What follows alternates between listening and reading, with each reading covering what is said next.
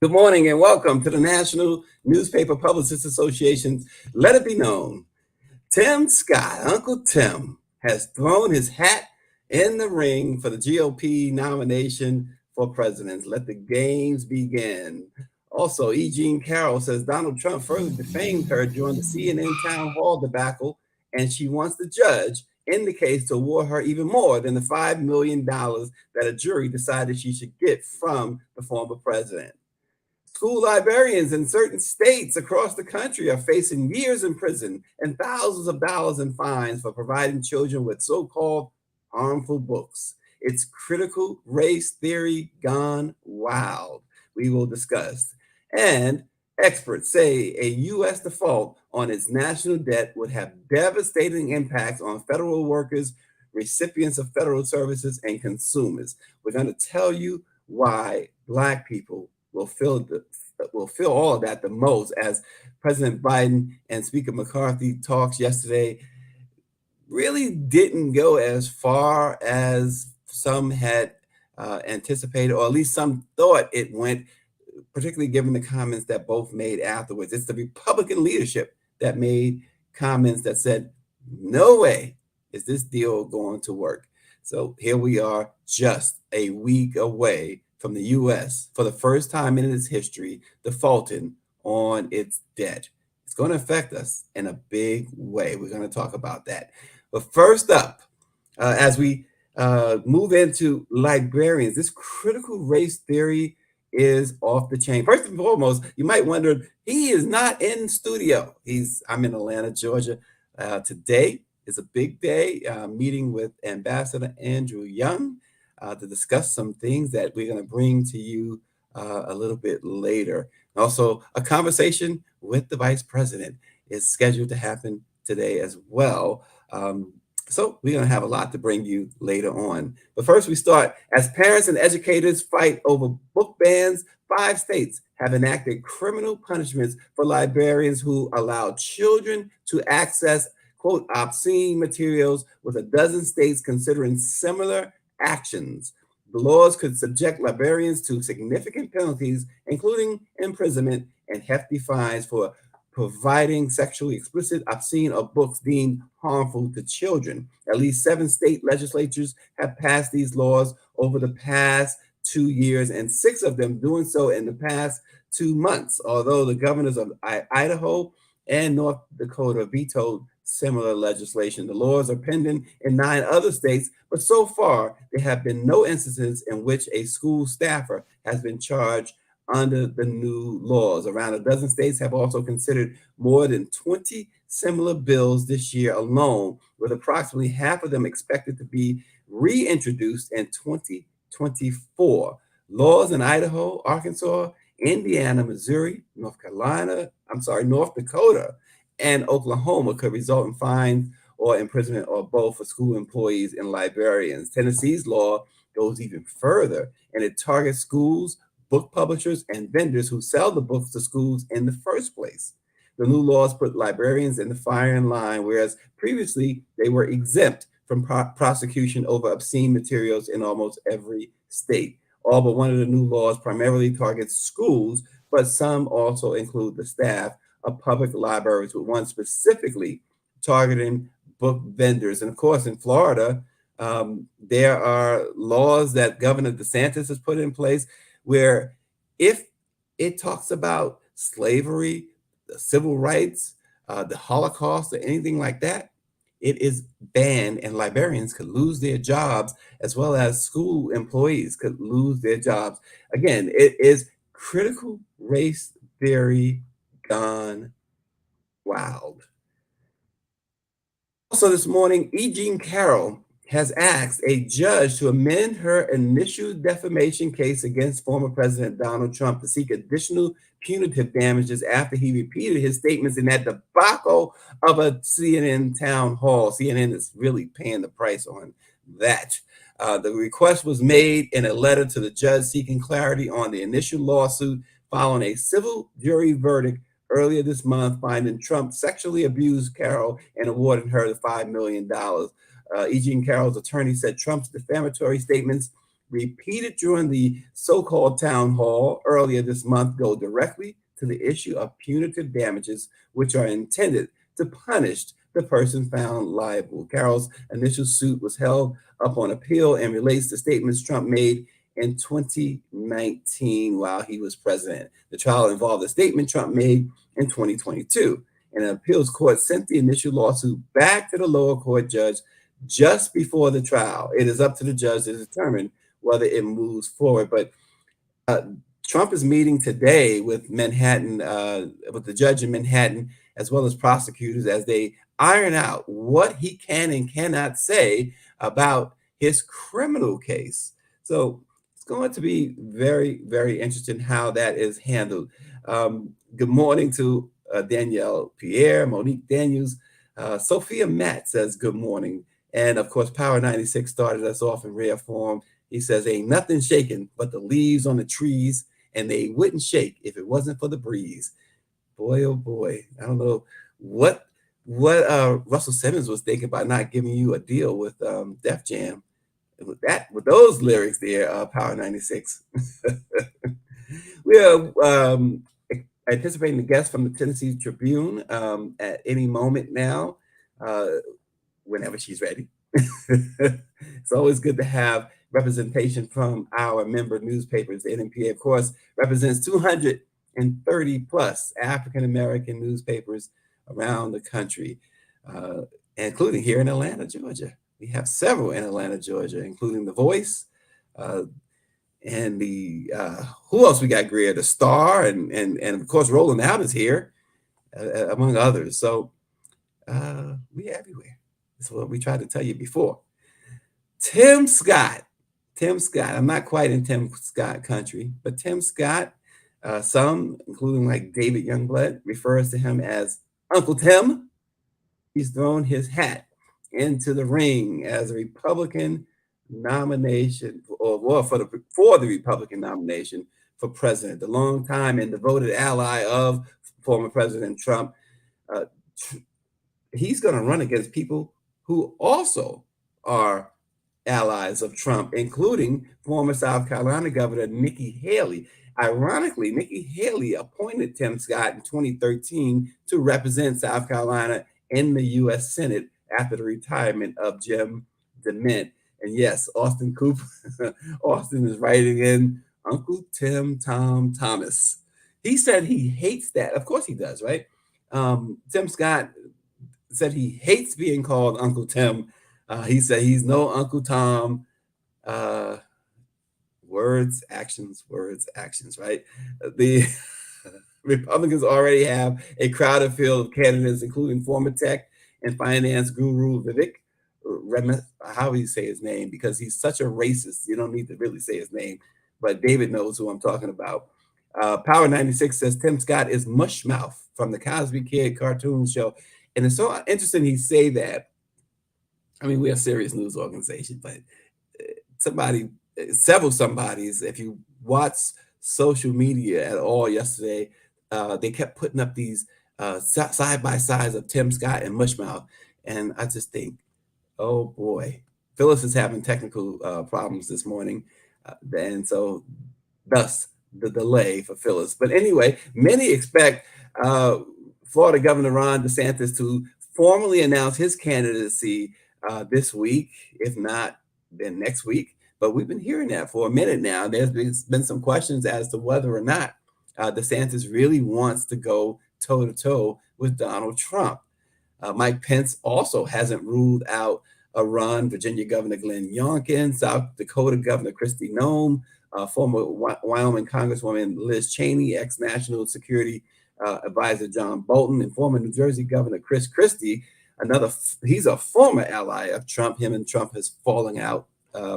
But they've also said that they are weighing runs against for the Republican nomination. Of course, Robert F. Kennedy Jr. is the lone Democrat to declare his intentions to challenge President Joe Biden next year. Tim Scott says, under President Biden, our nation is retreating away from patriotism and faith. Joe Biden and the radical left, when people use that language, it's hard to to really take in when a black man talks about the radical left. When he uses that language, it's like that prepared MAGA speech. It's like, boy, say this for us. This is what your orders are, boy.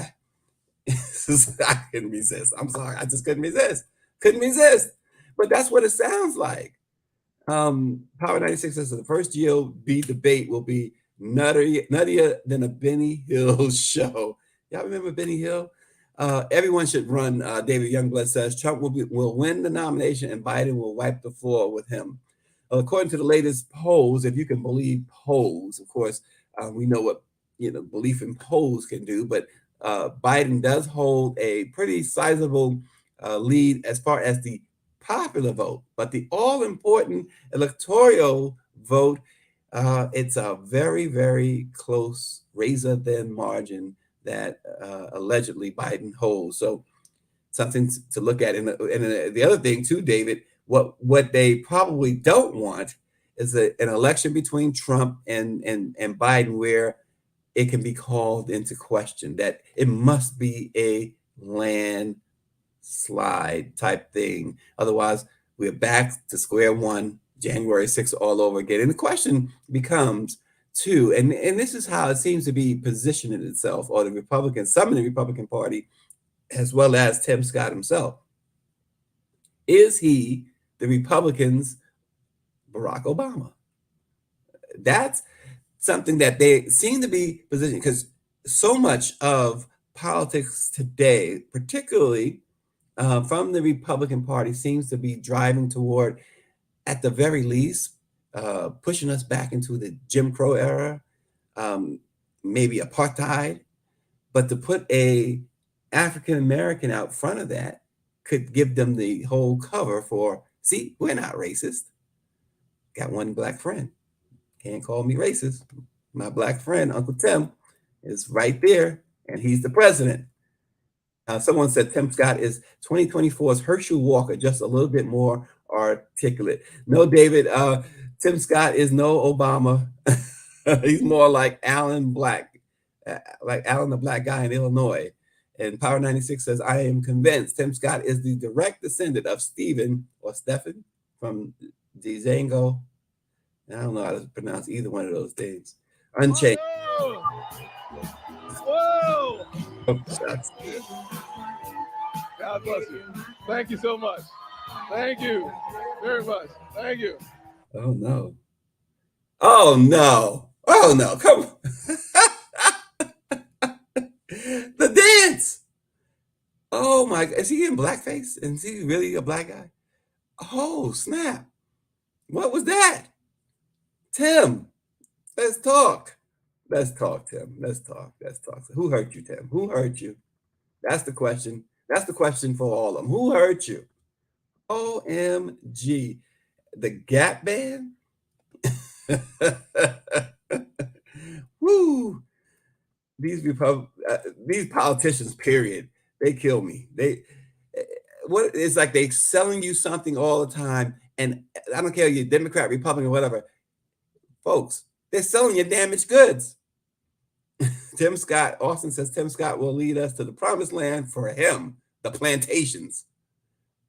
Power 96 says Tim can shuck and jive for those butter biscuits. Oh, man. Wow. That dance.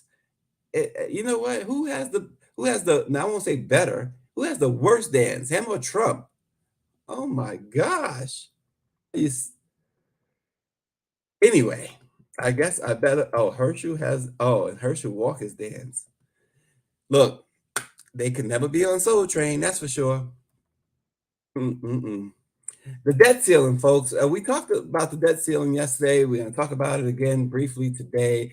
But here's where we're going today, because it appears that it's inevitable that this is going to happen. The government is going to, for the first time in history, default on its loans. Experts say a default on its national debt would have devastating impacts on federal workers, recipients of federal services, and consumers. And if you're wondering, folks, what the debt ceiling is or why it is important to Black communities especially, here's what you should know. First and foremost, the debt ceiling, also called the debt limit, is the legislative limit of money the U.S. can borrow. By law, only the United States Congress has the authority to grant the government its ability to borrow more money on credit. The U.S. spends more money, of course, than it collects and often has to borrow money in order to pay its debts.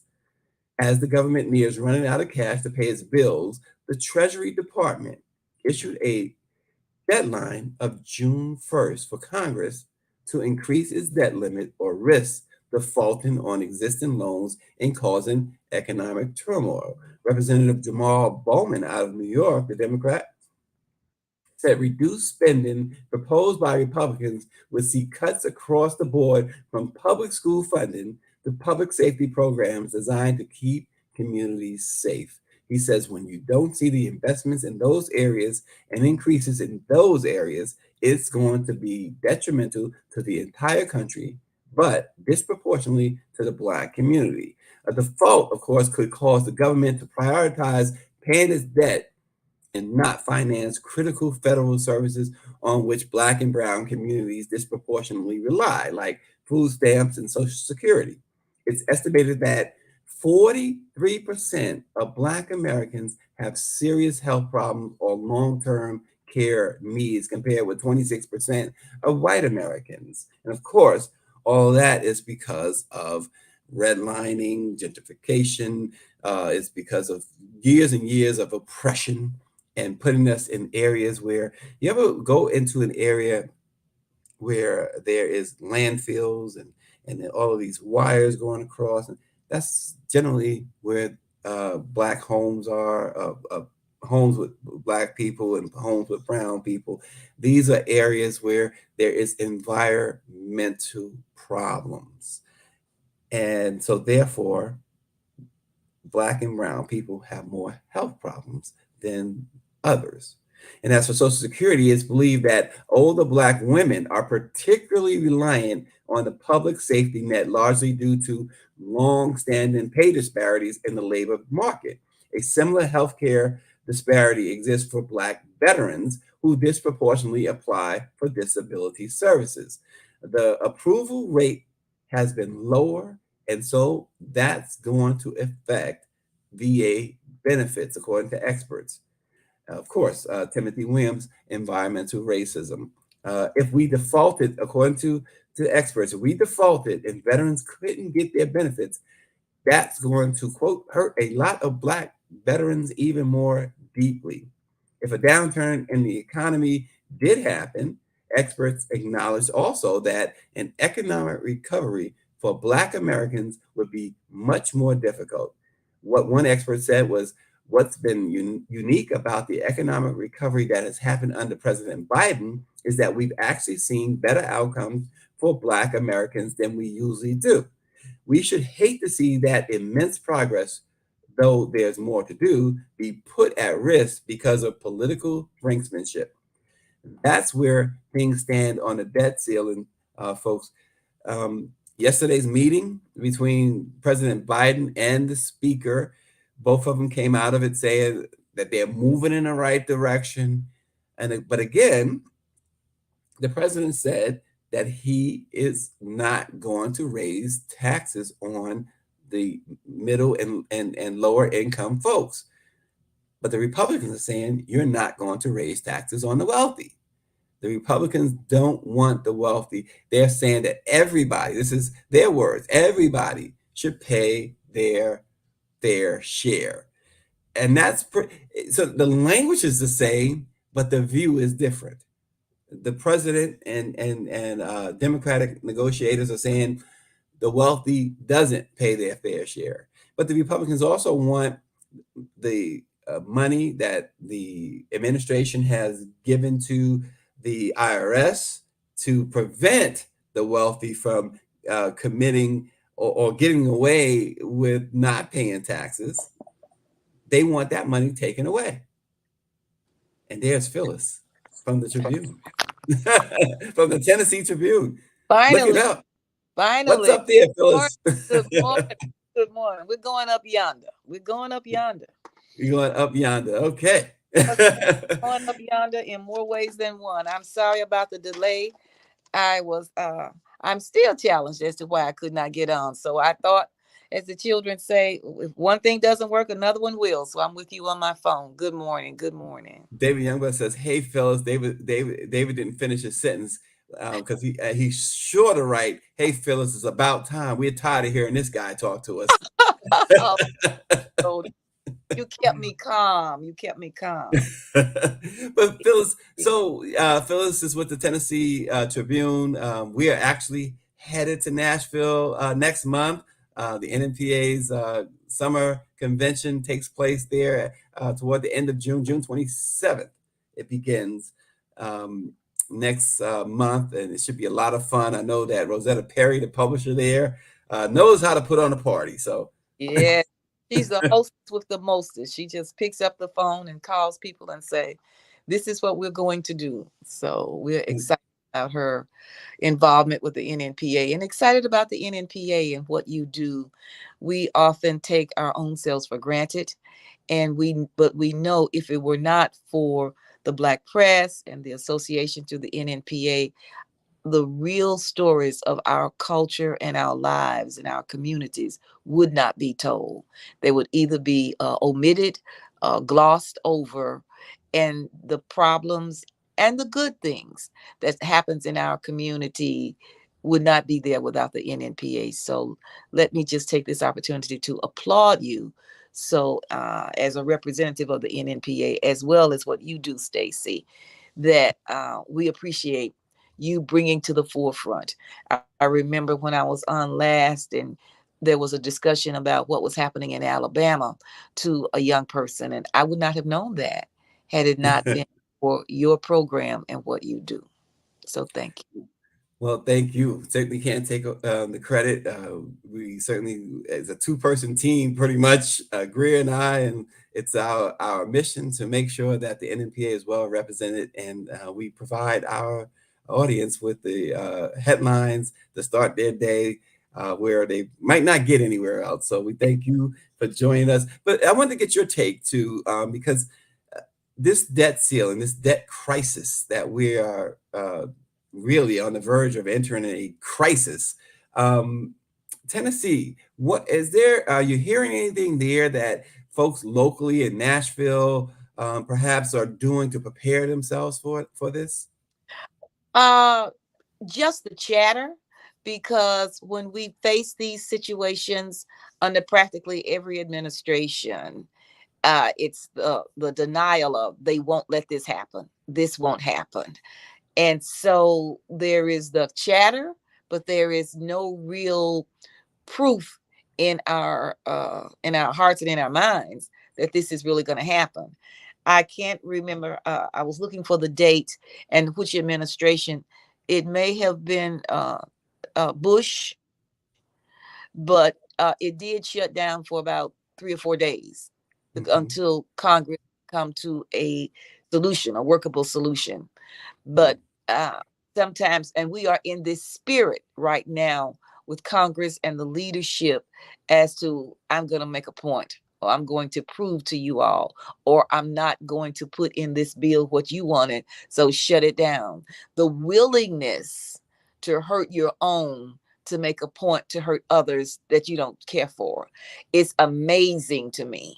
Yeah. But uh, what I grew up with my grandparents to spite your face, to cut off your nose, to Ketchup's spite your nose. Yeah. yeah. And to see that in reality, I'm going, these are some mean, cruel people. Mhm. That if we can go back to the Affordable Care Act and all the people who are being impacted by that and would not, would not sign on to that bill because they thought it might benefit a few minorities. Yes. And so everybody suffered. The healthcare industry suffered. Certainly, the patients and the victims, I would call them, suffered. So here we are again. If you really to shut down everything, that includes what your services, Yeah. Yeah. to make a point. And that's what you're talking about, to making a point. And that is the world that we live in, with people who care little about uh, all of humankind, but only their very mean-spirited agenda.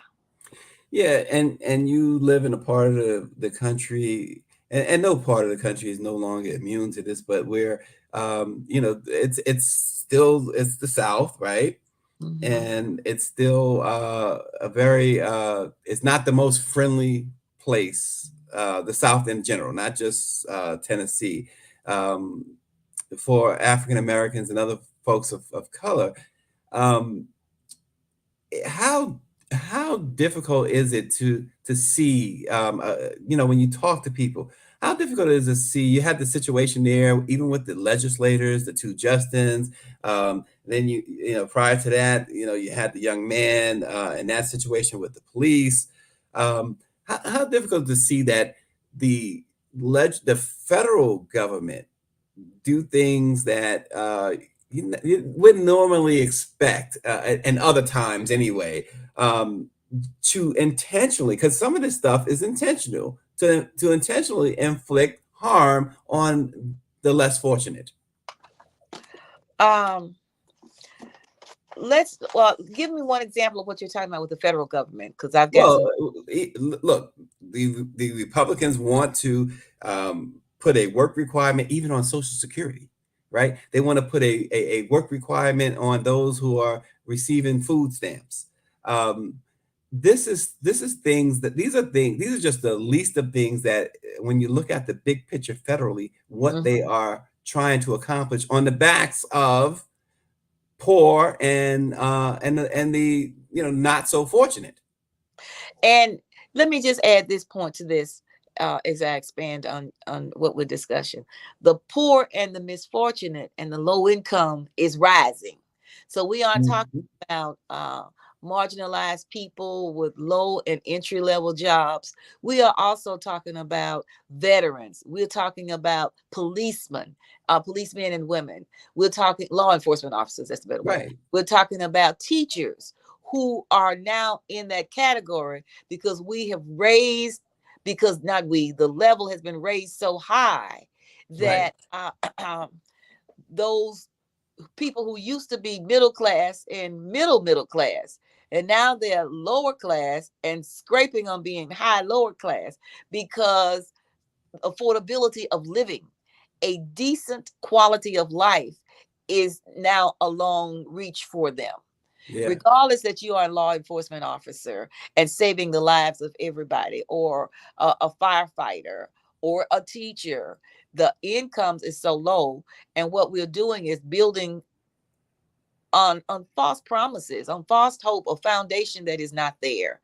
Yeah. And we know, you know, this is not right, and it's not going to last. It's just going to dissipate or just crumble in the earth, these big white elephants and so on. But they're just doing it anyhow. I'm gonna do it anyway. How? Because that's gonna be my legacy, that I did it. And we know that, that we know that's not a good legacy, but they're gonna do it anyhow. It's what is the difference between a law a representative in the Congress or in the legislature, or a one who involves himself or herself in illegal activities? You know your life is going to be short because you're living on promises that do not exist, on a foundation that is not strong. What's the difference in drug dealers and pimps? What's the difference? They Yeah. know their life is minute by minute. Well, what's that Yes. that you're doing? They're making decisions knowing that the decisions they have made are wrong, and they are living minute by minute. But they Mhm. know that in the minute that they live, as much damage as they can do to as many people as they can, they don't care. Phyllis, I just enjoyed the way you broke that down. I really did. I mean, that is, you're 1,000% right. I Uh, love the way you broke that down, and you mentioned police officers too. mhm. Um, and it's so interesting because uh, you have one party, the Republican Party, who's supposed to be the party of law and order. Oh, we lost Phyllis again. Oh boy, I had a good question for Phyllis. She broke that down really good too. But it's everywhere, folks. So my point was that they're supposed to be a party of law and order, Phyllis. And yet, like you said, their policies and what they're pushing for are going to hurt those police officers too.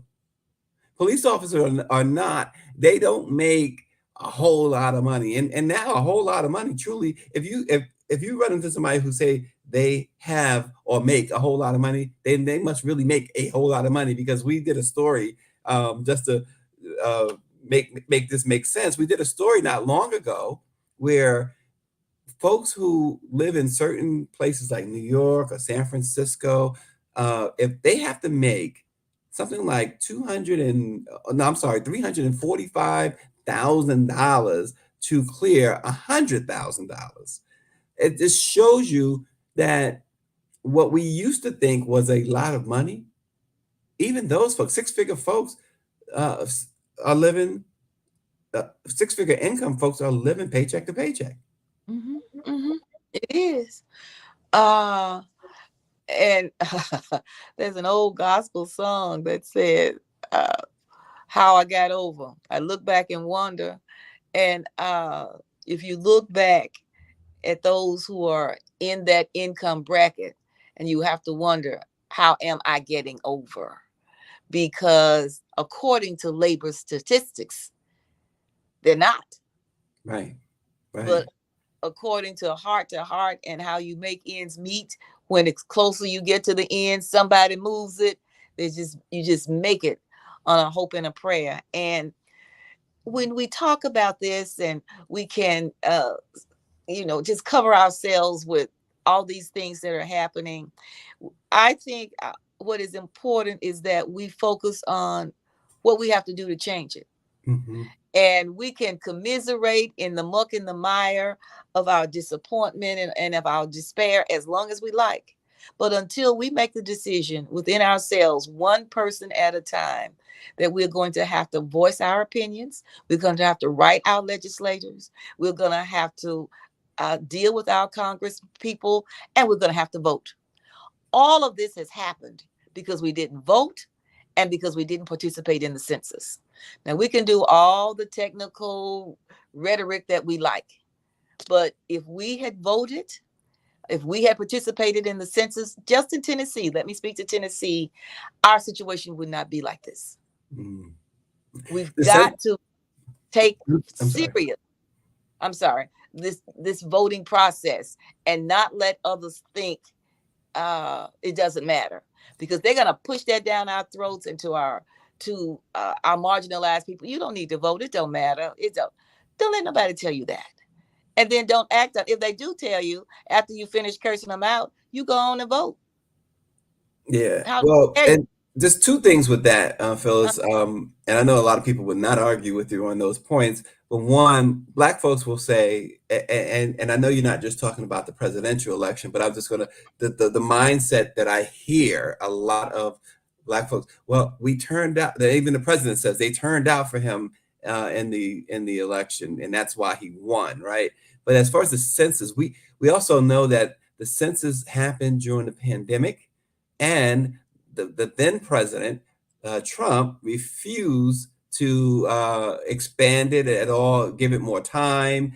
They were hard pressed. They didn't have the workers. It was a lot there. And so some say the fix was in on the last census, and you could see why they would say that. And so you'll run into Black folks, Hispanic folks, people of color, and they will tell you, well, we didn't even get a chance to participate in the census. I know the numbers in Tennessee were nowhere near where they should have been in the census count. And also, some will hold the current president, accountable with that too, because there was talk when he took office that he could reopen that. He could have that reopened. I don't know if he could have done it through executive order or went through a favorable Congress at that time to reopen that. But there's a lot of of moving parts. And the other part of this too, Phyllis, and maybe you agree with this, politicians, and Greer knows this as well, are not interacting with their constituents the same way that they used to. No. Uh, and those who are incumbent don't even campaign to a length as to the way that they used to. They're in and they've got their constituency. They know what the prediction of the voters will be. They send out a couple of flyers, but they don't really hit the ground. But this is what I say to the statement that you just made. And I do agree. Those are the facts. But I have a friend who said something that has just stuck with me in so much. If you know these people don't like you, don't expect them to do things that's likable for you. Yep. So the fix is in, yes. They made it very challenging for us, yes. So if you know that, then don't relax that it's gonna be okay. You can just kind of have a lazy river, a ride down the lazy river in the canoe. They don't like you. They're not gonna do anything to help you. They're not gonna say, okay, we're gonna let you act like you are in enemy territory and do what you can. But to say the fix was in, yeah, you knew the fix was in when you got in. So act like that, and then our results will be better. But people who have told you they don't like you, who have shown they don't like you, who demonstrated every opportunity that they don't like you, and then you're going to expect them to be fair? Wake up. Believe them the first time, right? Yeah, Maya told us. They tell you who they are. So don't act like they're going to like you. They're not. I love the way you put that. You know, it's basically, it's a war going on here. Yes. This revolution will be televised on social and everywhere else. It's being televised. What are you going to do? Wow. So then how does the strategy work? It's their game. What how do you play it, Phyllis? I go back. We've got to communicate with our elected officials. We've got to stand with and behind and guide those who we think will represent us. And we've got to make sure that those candidates, whether they are running for re-election or asking for a promotion, we've got to hold them accountable. Tell me what you're going to do. And if you don't do it, we're going to speak you out. Because just what you said, our elected officials try to, don't respond to the public the way they used to. And so if you're not going to send out a communication from your office, if you're not going to have town hall meetings within the district, if you're not going to respond to your constituents, then we will demote you or kick you out. Yeah. And just make it fair. I love you and I appreciate you. I'm glad you availed yourself for public service, but this is my list. Yeah. This is my checklist. This is my test for you. And if you don't do these things, then you will fail my test and you will not pass. And that's what we've got to do. So when I hear this, and I brought this up a few times over the past couple of years or so, folks got upset. I don't know if you recall, Phyllis, when the actor and hip hop legend Ice Cube took his plan for Black America, or his demands for Black America, to Donald Trump prior to the 2020 election, and people got upset with him. And his point was, nobody else is doing this, so somebody's got to do it. Does that play along with what you are saying about they don't like you? You already know that you have all of these strikes against you. So here is an opportunity to say, hey, you would like something from us. This is what we'd like from you.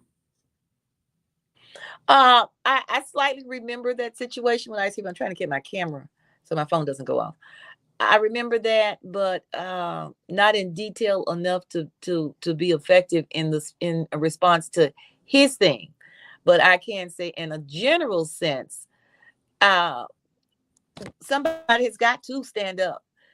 You may not like what that person does or says or everything on a list of 10 items. You may not like all 10, but everybody didn't like everything Martin Luther King did and said. Everybody didn't like everything that Muhammad, who am I talking about? Ali. Who? No. Well, but they didn't. Everybody didn't like him. You know, that's really, I mean, you really going with it with that one. I'm pretty and I know it. And I'm willing to show it. Everybody didn't like his boisterousness and all the things he did, but he became the people's champion. There's Elijah Muhammad and those leaders in the Muslim community. Yeah, Everybody didn't like them. Even with Farrakhan and then the leader before him. Yes. So, but they were willing to. Yeah, we both are having those zing moments right now. But well, you said Elijah Muhammad, right? Yes. They were willing to stand up for their causes, and so they were a leader within that respect. So we got to admit, we're not going to like everything that everybody says. But if somebody is willing to stand up and say something, then at least we can listen and be respectful. And so much civility has left our world in our society. I remember when President Bush was in some foreign country and the man threw a shoe at him. Remember that? Yes, I remember that. And I think that was the beginning. That was a watershed moment of how uncivilized we as a world. But in America, our kindness has almost gone out the window, and how and as much as we fight it generally, we don't fight bullying enough. And it's not just with children, it's with adults, it's in the office place. So if I don't like what you do, and then of course on social media, it's almost criminal. And it has caused some young people to commit suicide because their friends mean so much to them, and then to turn around and to be bullied, you just lose all sense of consciousness, rationality within your own mind. So what Ice Cube did was stand up and stand out, and I applaud him for that. I didn't have to agree with him, but at least he was willing to say something that had some meaning for somebody. It wasn't it wasn't a Steve Harvey moment where, well, I'm going to the White House because you don't turn the president down type thing. It wasn't a even Jim Brown, who recently passed away. It wasn't a Jim Brown moment where Jim Brown looked, his whole legacy was nearly wiped away because of his alliance with Donald Trump and how he aligned himself with Donald Trump. Yeah, that takes us from Jim Brown to Tim Scott. we see, and I don't mind people being on the other side. Right. If there's somebody that needs to be in that house and at least bring a message back. But if you're a Republican, then you need to. We lost her audio. We lost your audio, Phyllis.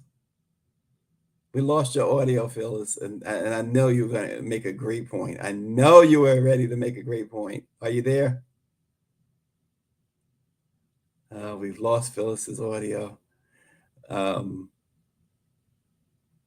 kind of got the gist of what she was. We lost her audio, unfortunately, but she was saying basically. She doesn't care what side of the aisle you're on. Okay, there we go. Okay, I'm back. I'll let you say it. Second, yes. I do think I'm not a Republican, so I don't want any of the audience members thinking that. But if those who want to be that, and if you're happy with your heart and you're good with who you are, then but don't forget who you are. If the Republican ideology suits you, and I don't quite understand why anybody wants to be a Republican right now, but don't forget who you are. Don't forget Mama and them. Don't forget Cousin Mary, Uncle Joe. Don't He forget said, the "Mama, them." toils that others went through. Don't forget, I'm taking you all the way back. Don't forget Mm-hmm. Mama and them. Don't forget Aunt Sally. Don't forget Aunt Sally. And Uh-huh. so if you want to do that, make sure you know who you are in doing it. And then live comfortably with yourself. Not a pretense Right. of, I got mine, you do what you can. Because in the end, that's valueless. Yeah. Yeah. And we, unfortunately, we've seen that uh, too many times. We talk about Herschel Walker. We talk about Clarence Thomas. We can go through a whole list of the what's the former HUD uh, guy under Mhm. Trump. I mean, we can go on and on with that. I think your point is well taken. David Youngblood says, if you're a present day MAGA Republican, you have sold your soul to massa, just as Tim Scott and the rest. And